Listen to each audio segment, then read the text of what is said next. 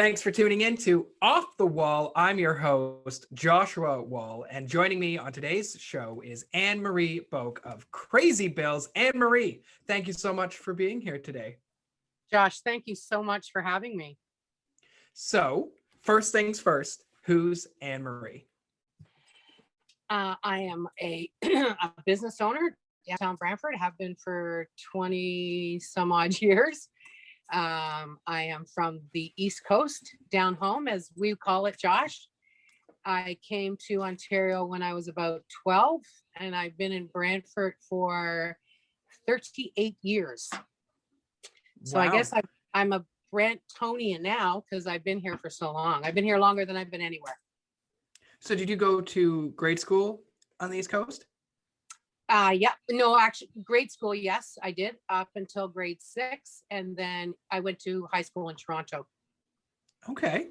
So you're an entrepreneur, you're a business owner. I mean, for as long as I've known you, that's what you've done. But you weren't always a business owner. Tell me about that.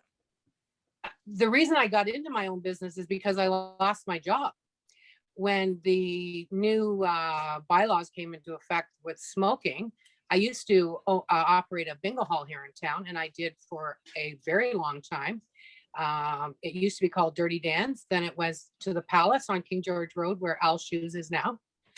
I was there for probably 17 years in total. The Palace only for 10 years because we moved there and we were only there for 10 years. But when the smoking bylaws came into place and we couldn't have smoking in the bingo halls anymore, we made an executive decision. Well, St. Leonard's did, and we closed down. Wow. And I decided at that point that I didn't want to work for the man anymore. And here we are today. Dive right into it. Tell me the whole story. From start to finish. Please.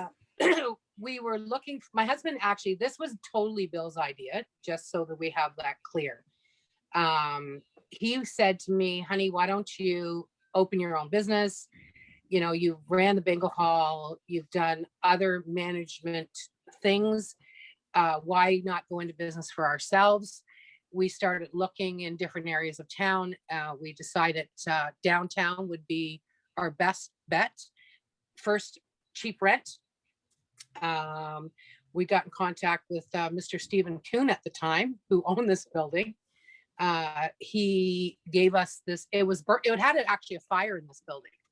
And he said to us, you know what, you can have it the way it is for X amount of dollars a month. We're like, oh, wow, that's so cheap.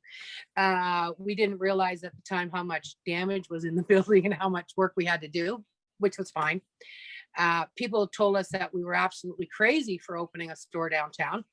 Family were saying, Bill, you're crazy. Don't let her do it. You know, Bill wanted to call it Sweet Marie's, if you can believe that. And I came home one day and I said, you know what, Bill, I'm calling the store Crazy Bill's, because everybody's telling us that we're crazy for opening a store downtown. Because back then, and we're talking 22 years ago, there was nothing down here. Harmony Square was a parking lot. The Bodega Inn was a Chinese food restaurant.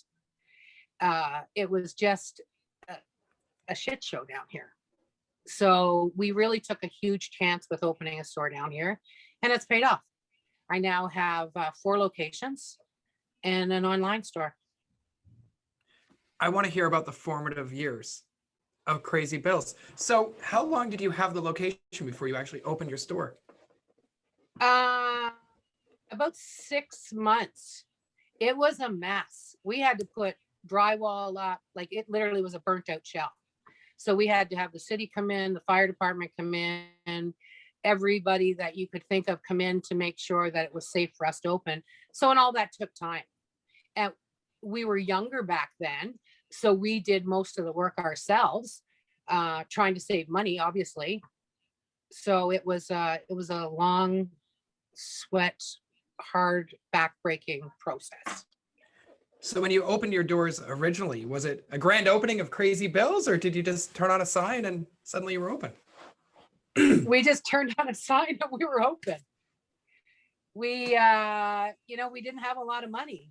So, and we were both working. I actually took a job at the casino for the first 2 years that we were open, and I would work graveyard shift at the casino, leave the casino at 7 o'clock in the morning and come to Crazy Bill's and work till 3.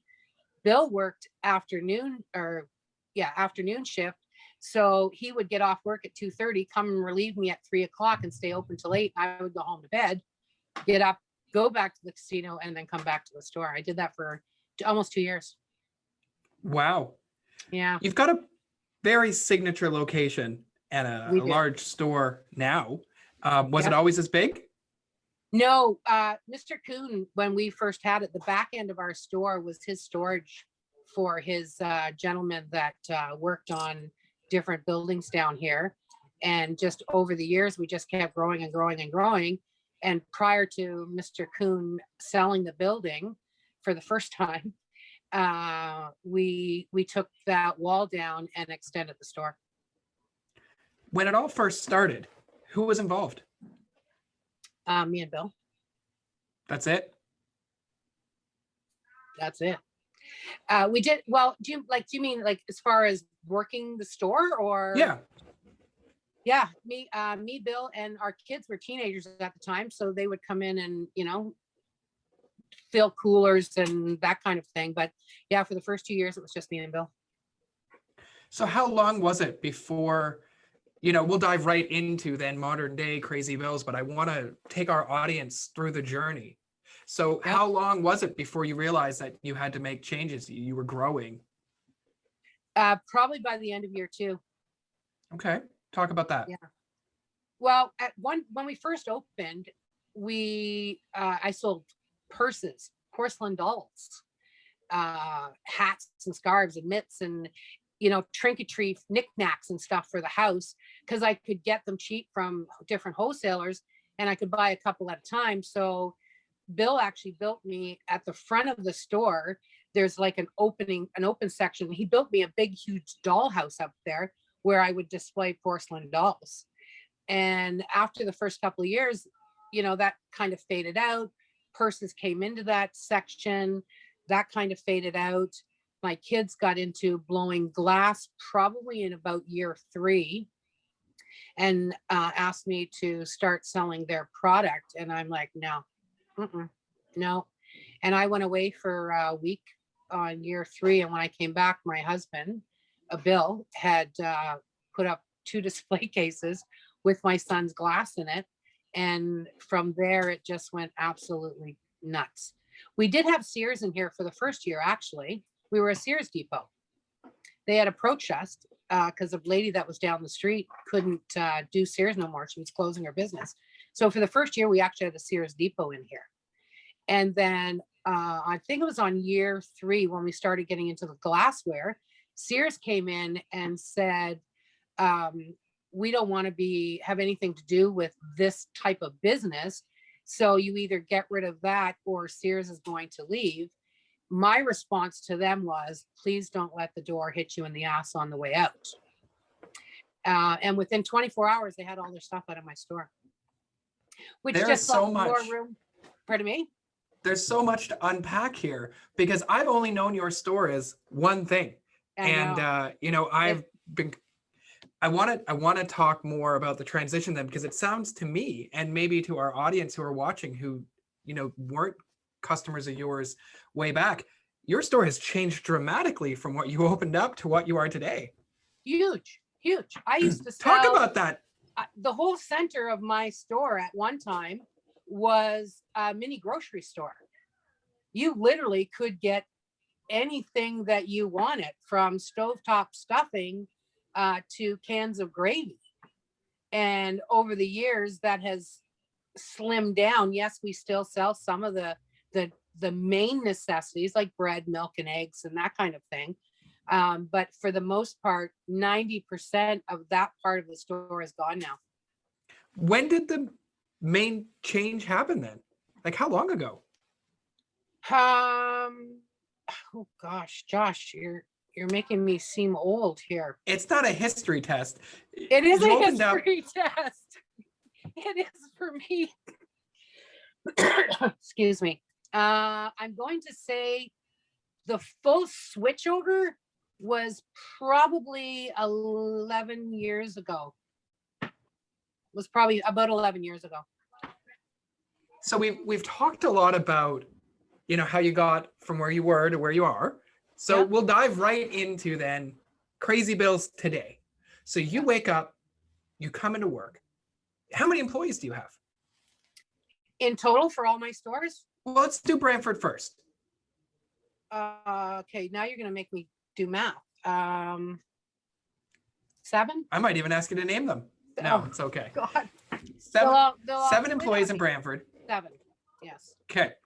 And what do you do at Crazy Bills? If I've never been to Crazy Bills, I've walked by 100 times, I've never opened the door and looked inside. How do you categorize what your store is? A delight. Oh, it's an absolute delight. Okay. It is an absolute delight. You will come into friendly staff every single time. You can come in and get your lottery tickets as well. Oh, I didn't mention that. We actually have lottery here as well. And you can get any of your paraphernalia needs that you want. And if you're short on bags of milk on your way home, well, you can stop and get that as well. We literally are diverse. I love it. So when did you open up your other locations? The second store opened, I'm going to say 14 years now. Okay. And how many 14 years locations do you ago. have? 4 right now. I'm looking Is every at location the same? no. Excuse me again. No, this is the only store that has lottery and grocery items. The rest of the store are strictly head shops, I guess, per se. But head shops, people when they hear that word, they're like, oh my God, black light, poster, incense. It's not that kind of store at all. They're not that kind of stores at all. They're actually beautiful, displayed, lovely. I've had my mom, who's 86 years old, God bless her heart, was into one of my, I brought her into the Burlington store last week. And she's like, oh my goodness, those are such beautiful vases. God bless her. And she was like, she was surprised. They are beautiful vases. They aren't they? My mom was totally surprised at 86 years old. She was like, wow, she gave me a big hug and she said, I am so proud of you and what you've done and what you become. And this store is absolutely beautiful. They're clean, they're well lit. Everything is well displayed. And it made me feel pretty damn good to have my 86-year-old mother tell me that she was very, very proud of me. You mentioned earlier about your staff and the friendly environment that you've created at Crazy Bills. And as a customer at your store, and as somebody whose office was right across from your store for years, and we'd stop by to get any and all sorts of stuff for the office, I can attest to that. You have most incredible staff. They're friendly, they're so nice, and you're a staple of the downtown, like of our downtown. Everybody knows Crazy Bills if you're from Brantford. And I imagine it's now the same. Everybody knows Crazy Bills where all your other locations are. Can you tell me a little bit about how you built that brand? I mean, because you've latched on to the fact that it's Crazy Bills. And it's almost, you get to meet Crazy Bills sometime when you come into the store. And I imagine people feel like they're meeting a celebrity. They are meeting a celebrity. It's actually crazy. A couple of years ago, we had Bill's pickup truck done up as Crazy Bills with his face on it. And it's kind of, I don't know, it's not creepy. It's kind of different on another plane. People actually come up and they'll drive beside the truck and they'll start honking and waving and giving us the thumbs up, or they'll come up to him while we're getting into the truck, and he now keeps t-shirts and trays in his truck for people that are, say, oh, can I get a selfie? And yeah, it's different. It's different. I guess he is kind of a celebrity. Let's chat about the Crazy Bills brand then. So yes, your store. Yes, your stores. But you also are online. You're also active members of the community. You're part of events and fundraisers, and you're more than just a store. Can we talk about that? Yep. I am, I love this community. This is my home. I may have been born on the rock, but Brantford is my home. and I absolutely love this community. And we go, we try to do as much as we can for as many as we can in this community. A couple of the big ones, one in particular that's very dear to my heart, is Help a Child Smile. 2 years ago, I also ride a motorcycle at my age. And 2 years ago, I did a ride with Help a Child Smile, and between family and friends, and I didn't ask any customers. And I think if I do this year, I may start asking some customers for donations. And Ryan Campbell was a huge, huge donator. And thank you very much, Ryan Campbell, for Help a Child Smile. I raised over $2,500 from just talking to friends and family only 3 weeks before the ride. And I cried. I could not believe the response that I got from people to help me do that. With that money, we sent a family of 4 to Florida to Help a Child Smile. Like, it's just so amazing. There's so many organizations out there that I've had my hands in the cookie jar, taking out of my cookie jar and putting into theirs. Help a Child Smile is a big one. Nova Vita, I've tried to do a little bit with them. I'm not as big with them. I like the Why Not Center. We do a gift baskets here in the store at Christmas time.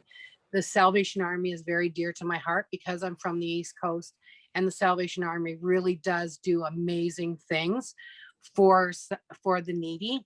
So this year, I think we dropped off 10 bags of winter hats, clothes, and stuff that we donated, mostly from my staff and my own closet, and $535. So we did a draw and for something in the store, and it was $1.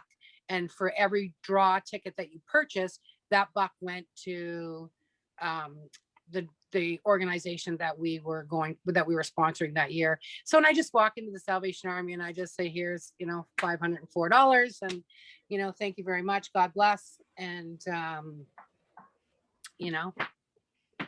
that's, I do what I can. And I'm going to go right off. And we are back after a minor technical difficulty. Internet went out here at the office. Anne-Marie, thank you for bearing with me. You're very welcome. What I was going to say was I wanted to go off the wall because the moment we started talking about giving back to the community, you got so passionate and so excited. And my question for you is, why is that so important to you? Well, there's a few reasons. One, I didn't grow up with much, and mom had to rely on services that we needed when we were younger.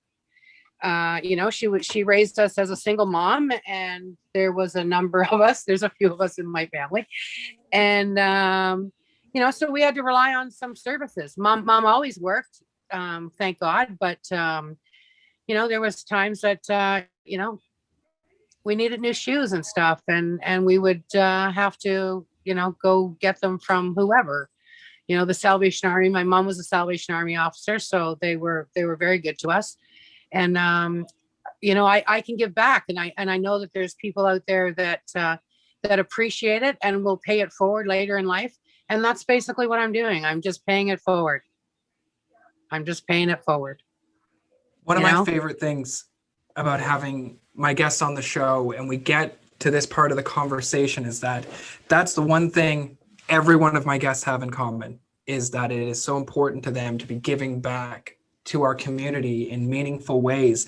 And I think it's a perfect segue into the theme of this week's episode. You mentioned it yourself. I mean, you didn't have it the easiest coming up, and even when you opened up your business, you opened it up at a very trying time for our community, and you had to overcome so many different issues. And each week, I pick a theme, and we know each other. I knew a little bit of this story before we did the interview, and I try to pick a theme for every one of my guests that I think that they could speak to, and that anybody who's in our audience who's listening could maybe take that and use it and mold it and adapt it. So my theme for Anne Marie of Crazy Bills was perseverance, to persevere.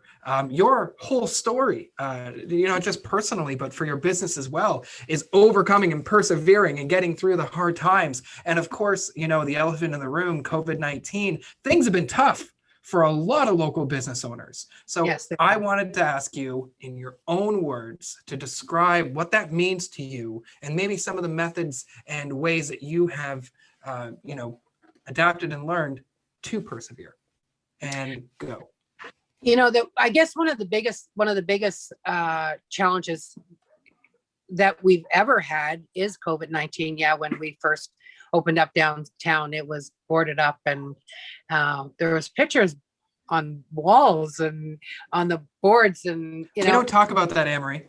Oh, okay. No, I'm kidding. It was Sorry. a difficult time for downtown Brantford. Absolutely, it was. And but it is what it is. You know what I mean? And we fought through that, through family and friends. A lot of friends in town, they they loved us. A lot of co-workers, ex and in the future employees and stuff. They always come to support, just have always supported us. So why not support our community? Do you know what I mean? And I know I've just totally got off topic and I went back, but I'm so passionate about people supporting local and helping those that need help. Are you saying that Sorry, go ahead. I didn't mean to interrupt you.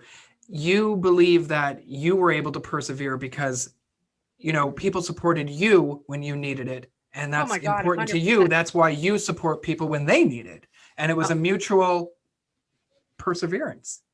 100%. I got goosebumps. Dive into it. I got goosebumps even thinking about it, like even talking about it.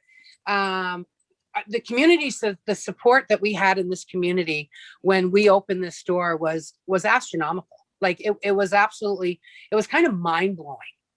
And then we got through that and then we did some changes, and I'm just trying to do a skip-de-doo here. And then we get to COVID-19. And I have an amazing family behind me, and I thank them every single day, and I cook for them every single Sunday because I just absolutely love my family.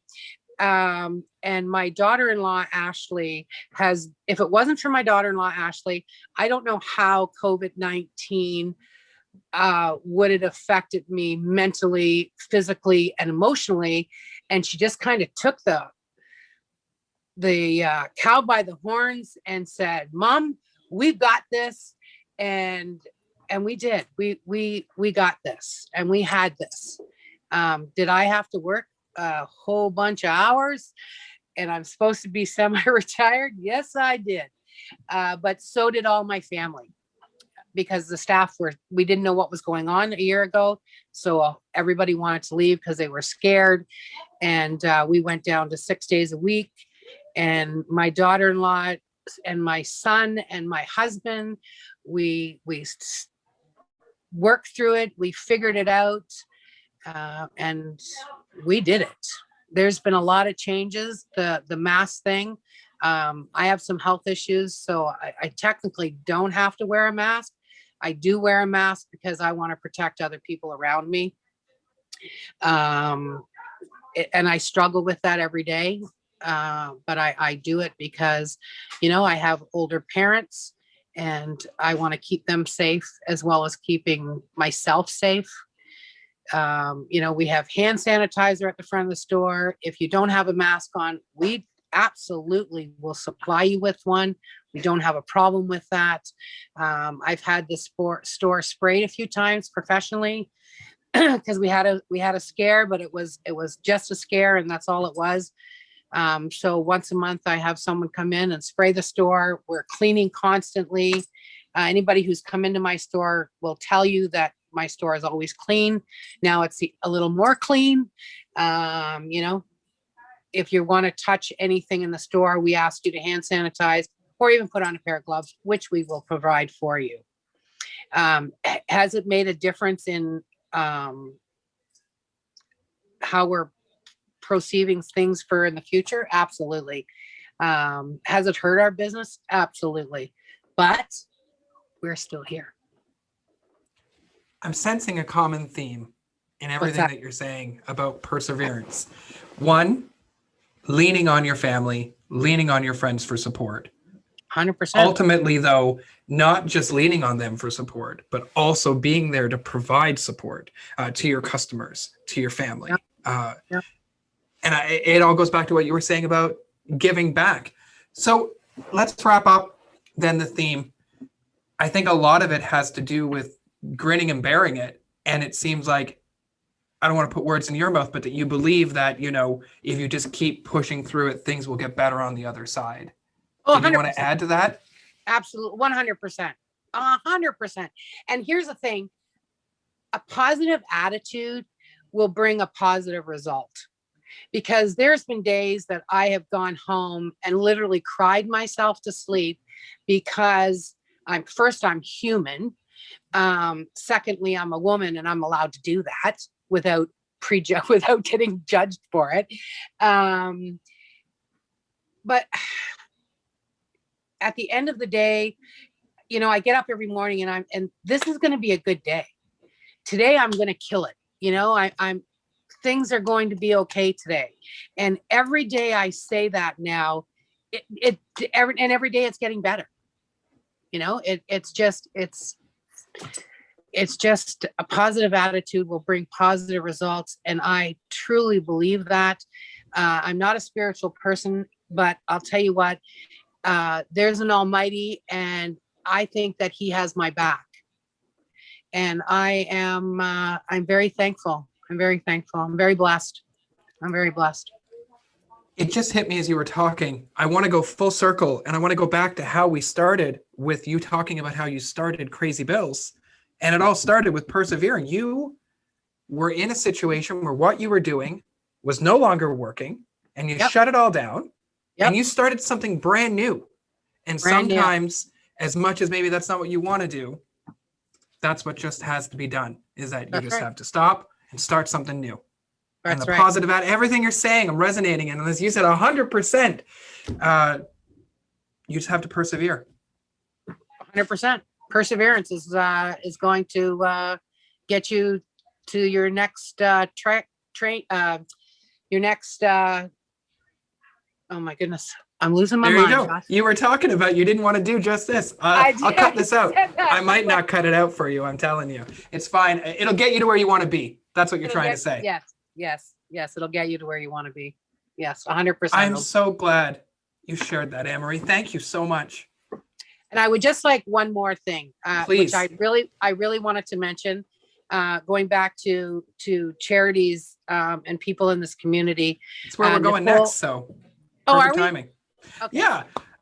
You did do a good shout out earlier in the episode, and that's fine. We can go off the wall here on Off the Wall. Don't worry. But every week on the show, I give guests just like you an opportunity to give a shout out to a community organization, something they are passionate about, an initiative or something they're involved in. So the mic is yours. Whatever you want to talk about it. Friends for Kindness. I don't know if you're familiar with that. Nicole. Absolutely. Nicole Callender. She is an amazing young lady. Incredible. And I've only got in touch with her over the last couple of years, and I help her out every chance I get.